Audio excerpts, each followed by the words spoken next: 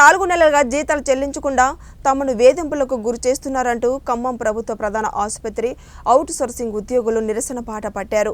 ఈ మేరకు విధులకు బహిష్కరించి ఆసుపత్రి ముందు ధర్నా నిర్వహించారు. వెంటనే తమ కాంట్రాక్టును మార్చి తమకు న్యాయం చేయాలని డిమాండ్ చేశారు. కరోనా సమయంలో పేషెంట్లకు సేవలు చేస్తూ ప్రభుత్వం నుంచి వచ్చిన ఆర్థిక సహాయం మాత్రం డాక్టర్లే తీసుకున్నారని ఆరోపించారు. సూపర్వైజర్లు, కాంట్రాక్టులు ఇలా తమపై ఉన్న వాళ్ళందరూ తమను వేధింపులకు గురి చేస్తున్నారని ఆవేదన వ్యక్తం చేస్తున్నారు.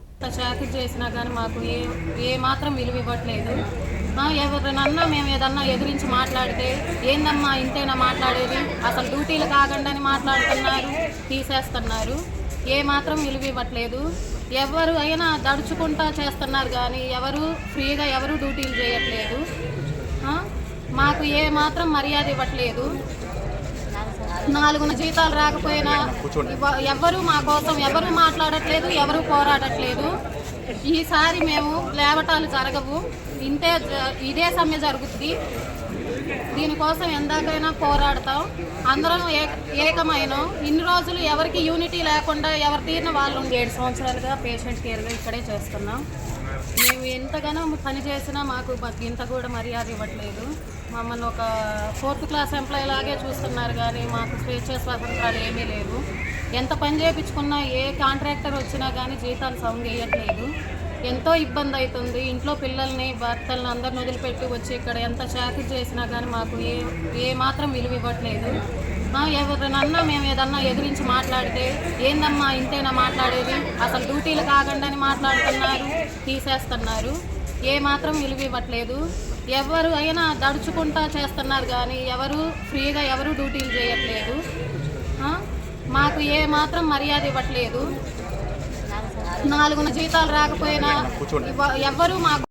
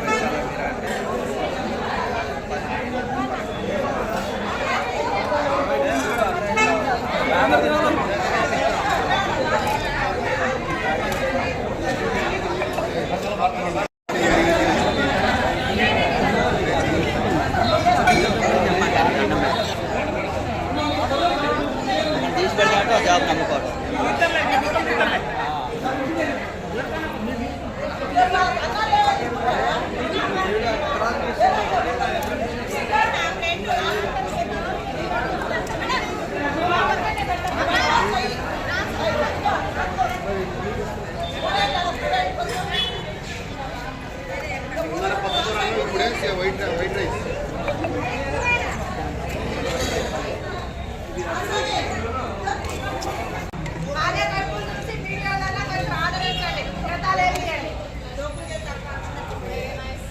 అమ్మా 20 సంవత్సరాల నుంచి చెప్తున్నాం. అయితే 600 కానీ చేస్తున్నాం జీతాలు పని. అప్పటి నుంచి అట్లాగా వస్తూనే ఉన్నాయి. ఇప్పటి నుంచే జీతం ఏం రావట్లేదు. 3 నెలలు వెళ్ళి 4వ నెల పిల్లలు అన్నం లేక ఏం లేక నడుచుకుంటూ పోయి వస్తున్నారు, పోతున్నారు. జీతాలు లేవని ఉత్త బొచ్చులు వేసుకొని వస్తున్నారు. ఆ వంట వండటోళ్ళని కూడా అన్నం అడిగినా వాళ్ళు కూడా పెట్టట్లేదు. మాకు అన్నం లేదు పోండి అని అంటున్నారు. వాళ్ళు భర్తలతో తిప్పలు పడుకుంటూ ఏడ్చుకుంటూ మొత్తుకుంటూ వస్తున్నారు. మేమందరం అలాగే వస్తున్నాం. మా కొడుకులు కోడళ్ళు అన్నాలు పెట్టట్లే, మాకు ఏం లేదు. అసలు ఈ కిరాయిలు ఉన్న వాళ్ళు సామాన్లన్నీ తీసి బయట పడేస్తున్నారు. ఆ బయట పడేయటం వల్ల ఏడ్చుకుంటూ మొత్తుకుంటూ వస్తున్నాం. వెనక్కి ముందుకు వస్తే మీరు ఉద్యోగం చేయబాకని మీకు డ్యూటీలు లేవు, వెళ్ళిపోండి అని సూపర్వైజర్లు అంటున్నారు. అట్లా మేము వెళ్ళిపోవాల్సి వస్తుంటుంది. ఇక ఒక అడుగు లేట్ వచ్చినా చేసినా కూడా పని చేయకపోయినా